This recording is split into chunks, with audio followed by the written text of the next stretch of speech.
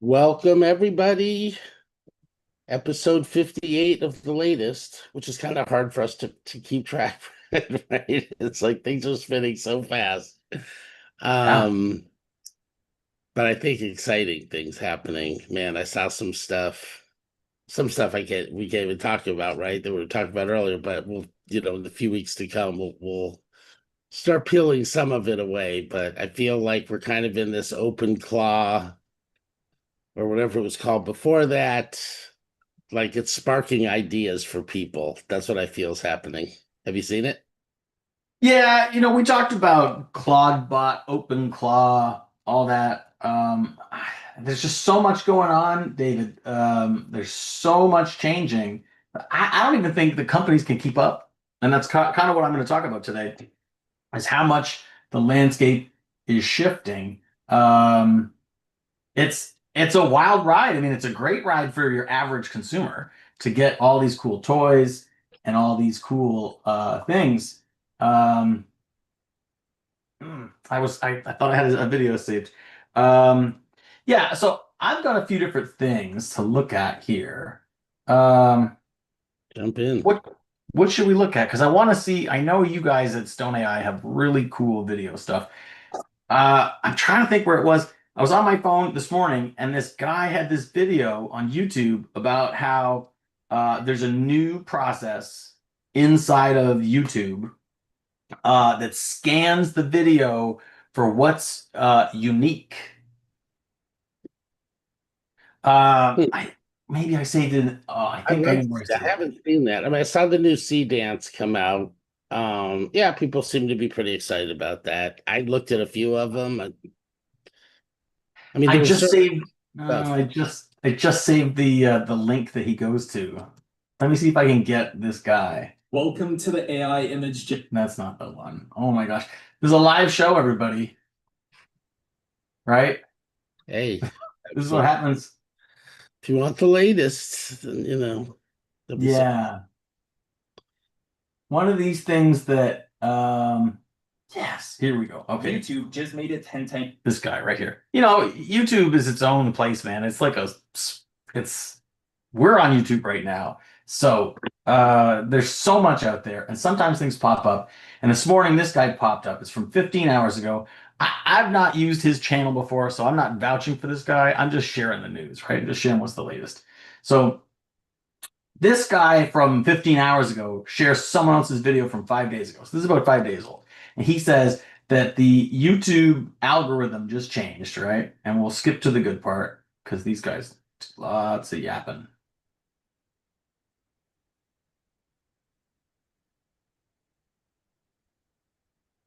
Here we go. This right here. Is your videos. You Now, can hear when it? you post a video, step one on Google's end is that the ingestion system scans your video. Step number two, it stores your video in the index. And step number three, which is the new step that Google added, is the gist filter. Have you ever heard of that? A gist filter? Like the gist is like the idea, the basics, just what's going on. I've never heard of this. Have you heard of a gist filter? No. Okay. I have So not. I before have your not. video can reach step number four, which is Gemini, it has to pass the gist filter. And what the gist filter does is that when it's reviewing your video, it asks, okay, do I have this anywhere else? Meaning, is there a similar video out there that I already have? So if you make a video that is too similar in the wording or the topic or the, I guess, conclusion, your video is not going to pass the gist filter and it's never going to recommend it. So that's what a shadow ban is. The reason that the majority of people are shadow banned is because they're not giving new information to Google. They're not giving net information gain. I mean, think about it, man. Google knows everything. See how he just did his own new information? I mean, think about it, man. And he's giving you his new thing. So he's saying that it's all tagged. But if I put just filter Google, because I looked at this just before the show. So this is from January 23rd. This is straight from Google's research. Introducing GIST, the next stage in smart sampling. It's a novel algorithm that provides provable guarantees for selecting a high quality data subset to maximize this. This feels like it might be a second thing. We want just filter. It might be adjacent. This is Reddit, which is not actual Google. I wanted actual Google because this might be the same guy, right? And that guy's promoting a software. Yeah, so basically it's something to look into if you're on YouTube or doing videos that there's a seemingly people are confirming in a couple sources that there are new mechanisms for utility score if it's in some kind of bubble and you can get locked out if you're not there. I think David, what this is doing is stopping ChatGPT from writing your video scripts, and then 1,000 people are reading a near verbatim script. As you can tell on our wonderful show, it's 100% live because sometimes my son climbs in on my shoulders. That it's live for sure. I'm gonna jump into what I've got. Check out Google's blog for the latest because they're always doing new things. It's always good to keep up with it. The big thing I see, David, is personalization. That word seems to be everywhere. Personalize, personalize, personalize. What that means to you, how much you engage with it, how much permission you give to it. The big thing is it is becoming much more personal. And personal means it knows your email if you give it permission. It knows your files if you give it access. It gives all of the users the ability, if you opt in, to personalize your experience, which I think a ton of people are going to do. And these links all kind of connect. Go ahead, David. Well, just think way back to like Excite. Remember Excite, Brad? Maybe that was before your time. Yeah, I didn't use it, but I remember it. Right, but you can kind of customize your the front page of your web, which is kind of like a search page. And I think they were probably the first ones to do it. Now it's just like on steroids, right? And so I think yes, privacy definitely, but I'd love to see stuff I'd be interested in. You know, right? You're going So way back here to this. Oh, it's way back. It's way. I just dated myself. You can Right. tell, David, because it's pixely, right? That's how you can tell things are old when they're pixely. Totally. And then if you go below to the either way, but it doesn't I matter, got you. right? You'd be able to like put chunks down, right? Kind of personalize those front pages and put what you want, what areas you're interested in, right? Because kind of before that, it was Yahoo that was just like a barrage of stuff. Then Yeah, then Google came out, right? yeah. But with Marissa Mayer one time, it was like she was like in charge of like keeping the front page without all the crap on it. So you could imagine everybody at Google wanted to throw, ads up. No, it's just the search box. This right here. Yeah, Yeah, just the search box. right. So that was, the early days of the internet, but we are in a much more advanced stage where they want to personalize it, but they want to personalize it and monetize it with data versus the era that you were saying. They were just like, hey, if you like the Seattle Seahawks, just put them up there, go for it, right? We don't know. Mm-hmm.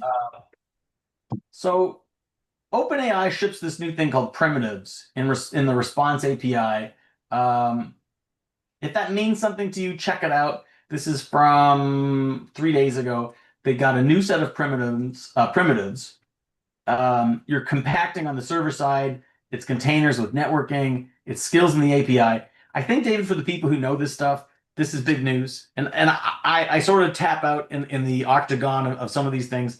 I know on Monday night's Brain Juice, we had some top people talking about the way they are connecting their agentic server to fractional storage and compute. That was really cool. I wonder if I can recall the name of the company, but it was like instead of buying a $5,000 machine to use the top of the line compute power, why don't you do it fractionally? And it was like 9 cents an hour or something like that, and you can push that out.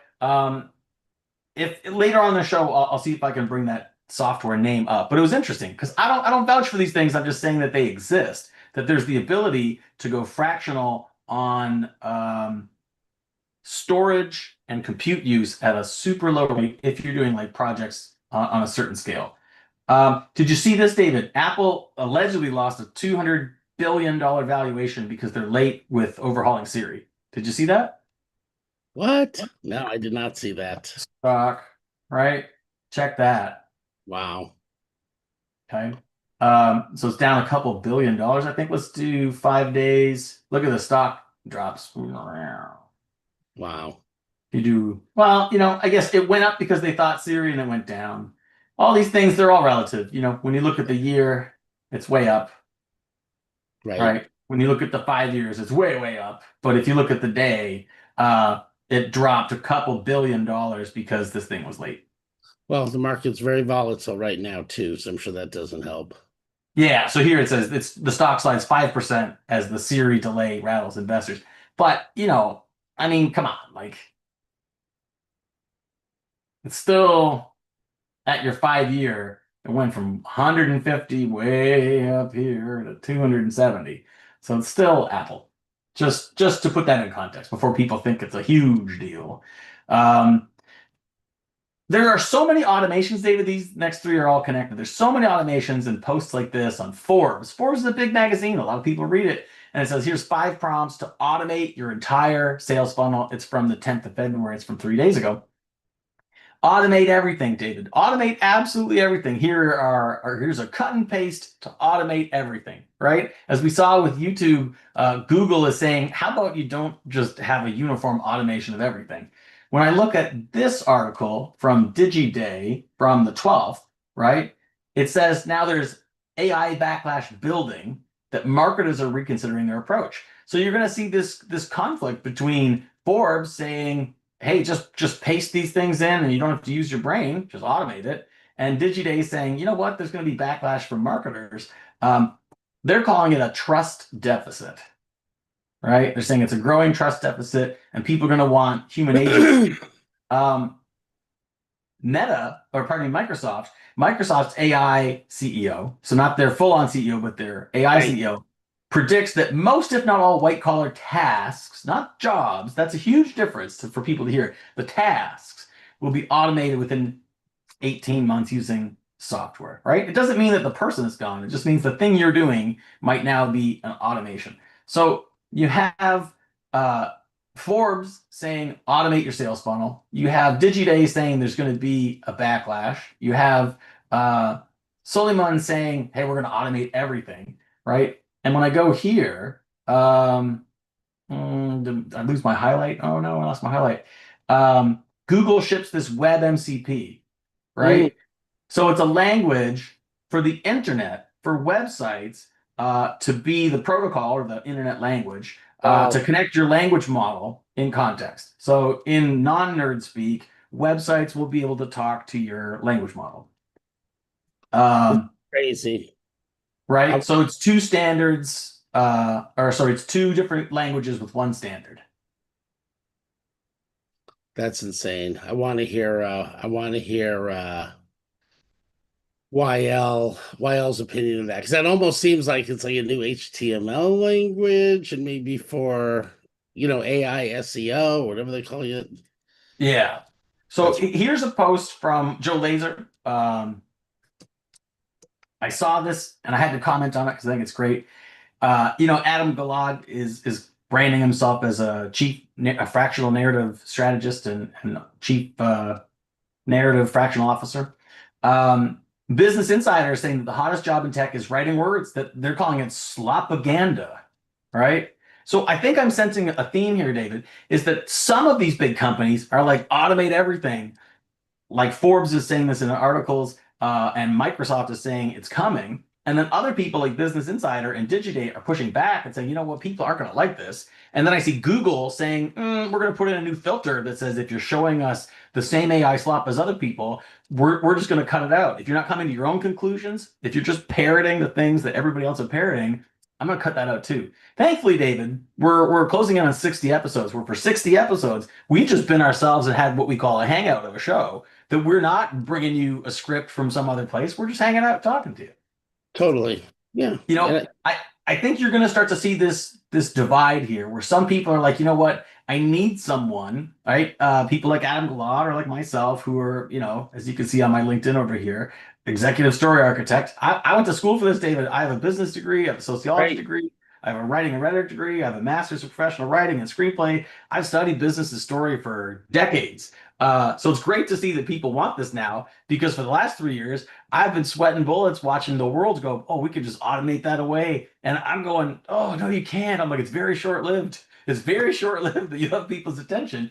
And David, you're learning that with Stone AI and the things you're doing. I want to switch over quickly to my Opera browser because I use a separate email just for AI news. But oh my gosh, for some reason, when I go to share it, the Opera browser gets buried on my list here. So bear with me for one sec, because you probably know this. I want you to comment on it if you do.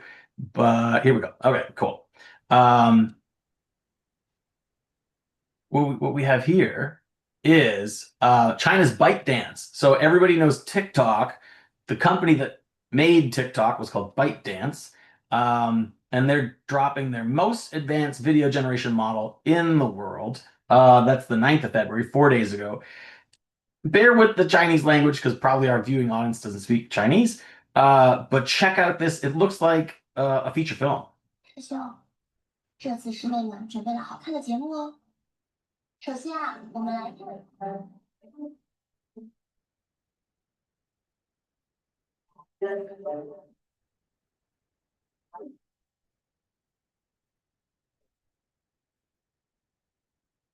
过年啦。 We don't need to see all that. But here's the singing.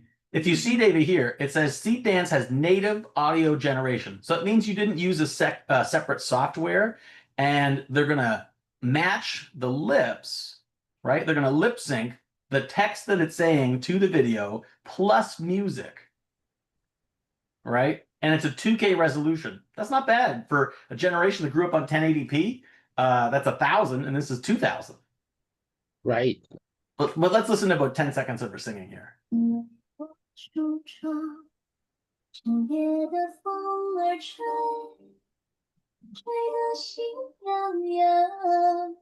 Like, I don't know what she's saying, but that's pretty good, man.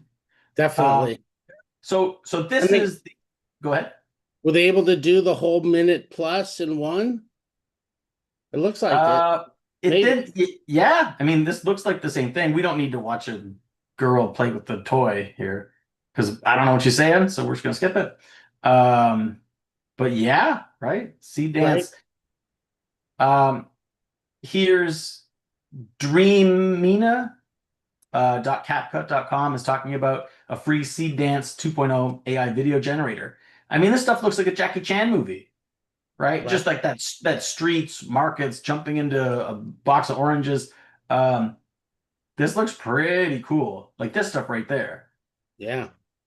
Boom. So look for these changes. As soon as one company makes the shift, the other companies make the shift. But right now they're saying that ByteDance is going to be the tops.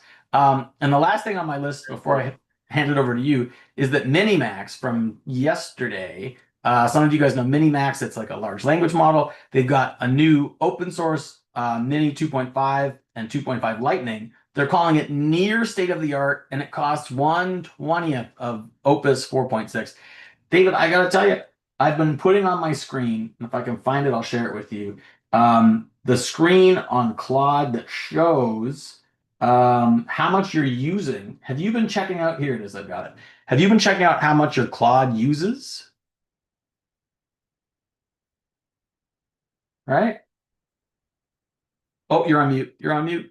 You're on mute. Uses it as far as your session limits and your weekly limits, right? I've used up almost 40% of my weekly limits. And I went easy on purpose. I found when you use the new model, it absolutely destroys your limits for the week. And I ran out last week, which is why I held off and started using other tools. Right.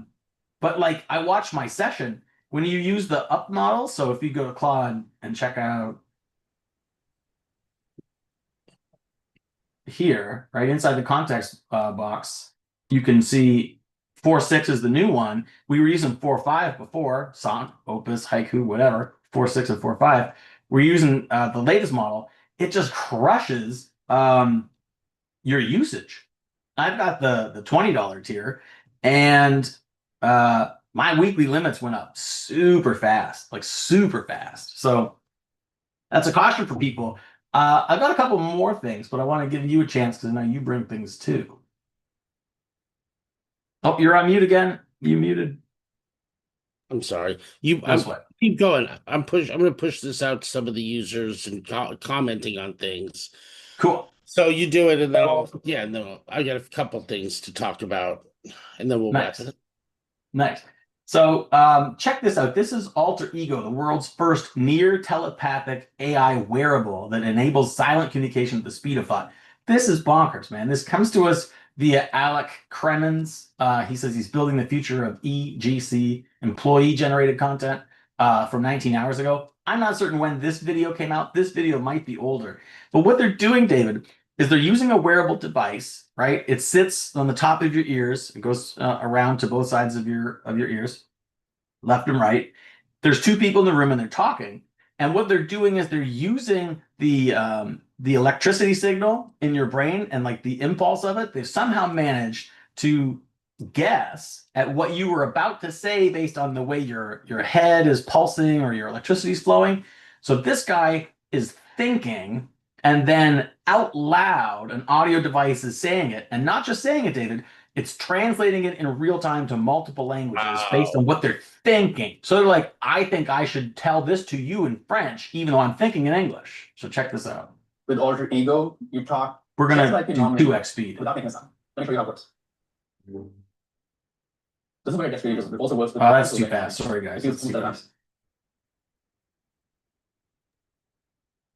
So he's thinking, where do you want to get lunch? Pretty good.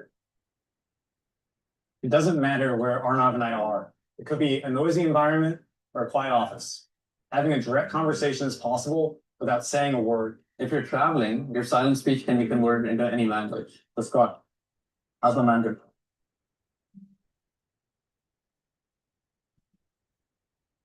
So he's thinking, when I visit Shanghai, I'm hoping you can show me around the city. In Right, English. in Chinese. Oh, in English? I thought he was thinking in Chinese. He's thinking it in English, but it comes out in Chinese to his friend here. Oh, wow.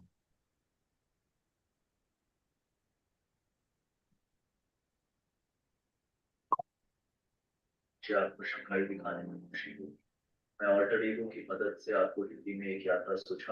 the response came out in I Hindi. believe this is the beginning of that feature. It was wild, man. That's super wild.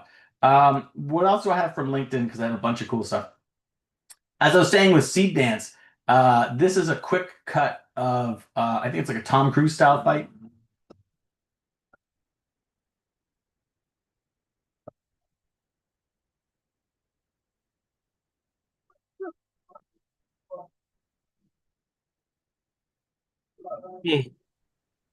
That's Tom Cruise and Brad Pitt, but that's not Tom Cruise and Brad Pitt. Like that's the level of it.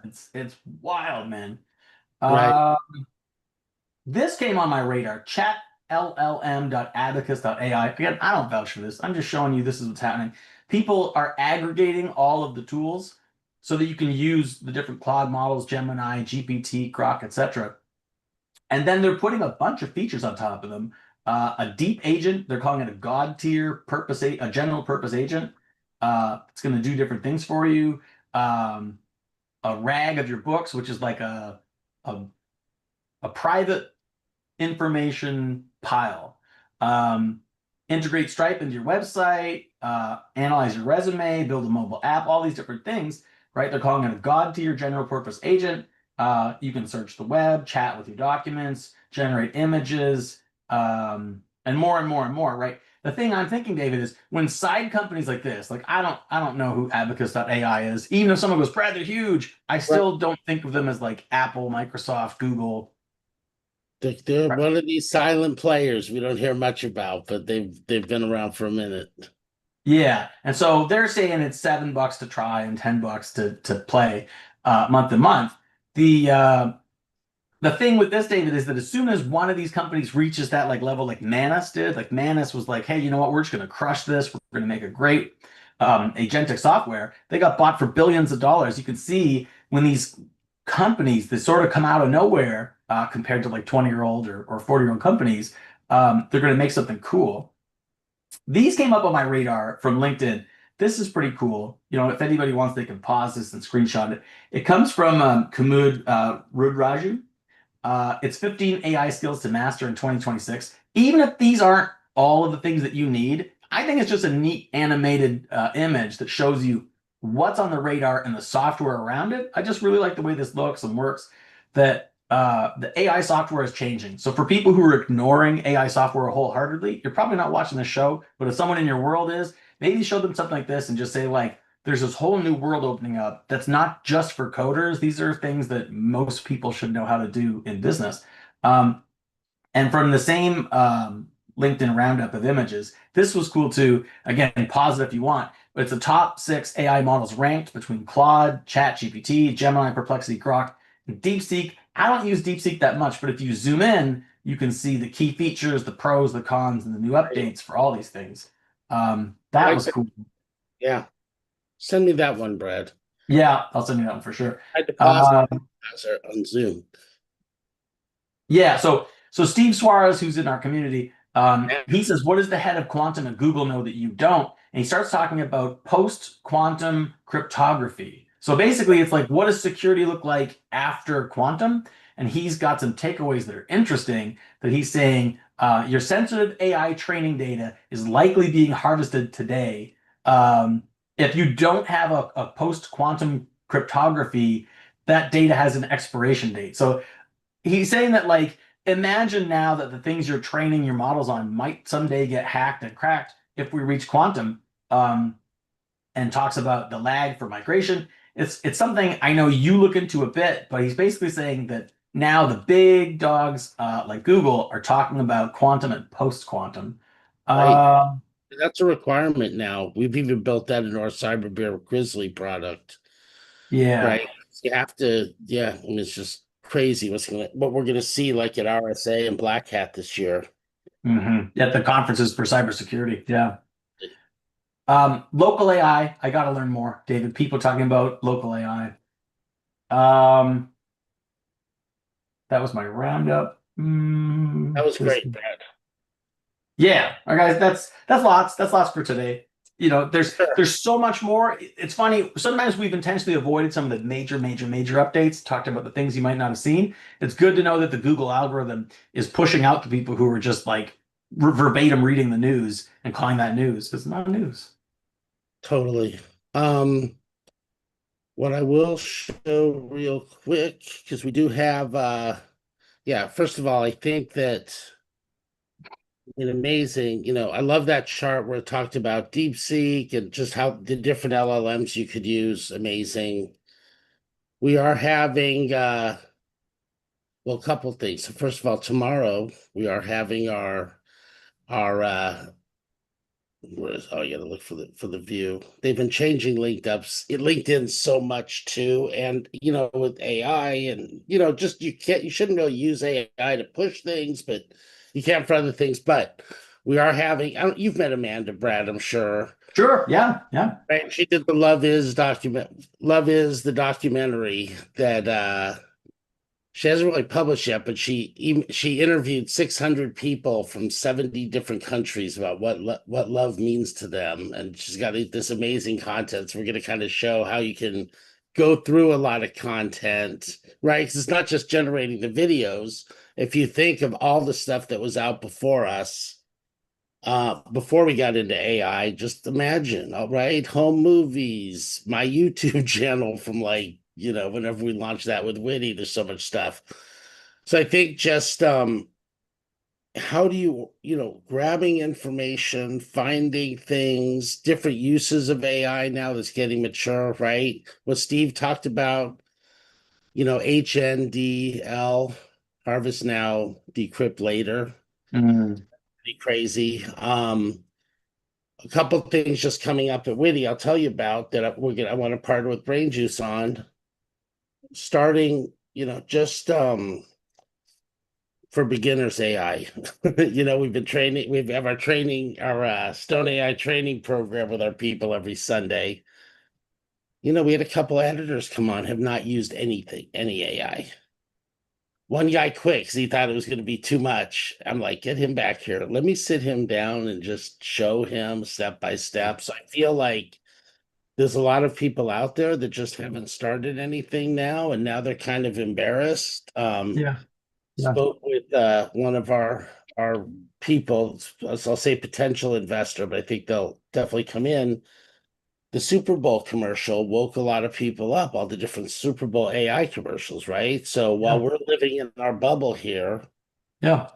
people are like, what's this? And again, I think it's applied AI and how you're going to use it. The human's domain expertise is number one. I might say people just using learning AI now could be more valuable than if they had started back when, kind of just like the web, right? We always had Yeah. to dial up, it's a pain in the butt to get on. Yeah. People, right? But if they started once we already had high-speed connection and everything. Sure. So that, and one cool project that we're working on with Jeffrey in Hong Kong is just creating agents to like put witty events on your schedule, right? Like, in other words, we don't have to, that the thing that with the what you showed, all the software you need to use, that's overwhelming for me. I'm looking at it, I know a lot of those things, but it just seems like, oh my God, there's so much, right? This one here, I sent it to you in the Yes. chat. Oh, Yeah. great. Yeah, which is Yeah. amazing. But it's like if I'm looking at that, I'm just like, how am I ever going to catch up? So I feel, Brad, like, let's kind of take people where they're at. And I think that could be a whole new kind of market with this next generation of AI, right? Yeah, yeah, absolutely. I remember when, people were using a photocopy machine and people talked about what came before the photocopy machine. And you're so lucky to have a photocopy machine. And the same for a fax machine. You used to have to send people letters and type them out individually and type out the address and all these things that have evolved from, typing out letters and envelopes to emails to an agent that just knows your customer list and just says, you know what, you like it this way, they like it that way. Um, it's brilliant to see people who are afraid of it getting over that barrier and saying, you know what, I'm going to jump in with both feet. If they can do it, I can do it. Sign up and get in. And I don't know what sign up is. In case you're watching, go sign up to what? I mean, like just sign yourself up to something to get involved with artificial intelligence software, because that label will fade and soon it'll just be using your computer. Right. And sign up, like, and let us know what you need. We'll direct you, we'll create things, want to hear from the community. For those that have been on for a while, I'd say watch the Lex Friedman, Peter Steinberger interview about, who kind of created all this open claw, Yeah. agents and stuff. Yeah. It's mind blowing. I think it's really going to push innovation, right? We saw something this week, which, right, based on, shapes. Right, right. Oh yeah, yeah. I Hard saw the to demo an hour after you saw the demo, and it's if it works, it's gonna work. Wild. Yeah. Well, and just I think all this stuff is kind of triggering things in people's minds. It's like, oh wait, they can do that. Now wait, now that I can do this now, right? So if they're architects, if they work in different fields, like they're gonna see different applications because it really just does come down to the human domain expertise. And now let your mind go because it has not caught up to the brain yet. Mm-hmm. Um, Mm-hmm. right? But Yeah. it's like, yeah, like an extra couple of hard drives I can put in here now to power myself. Yeah. Right on. That was great, Brad. Well, hey, there'll be more and more next week. This week was kind of crazy for me, so I appreciate you pulling this episode.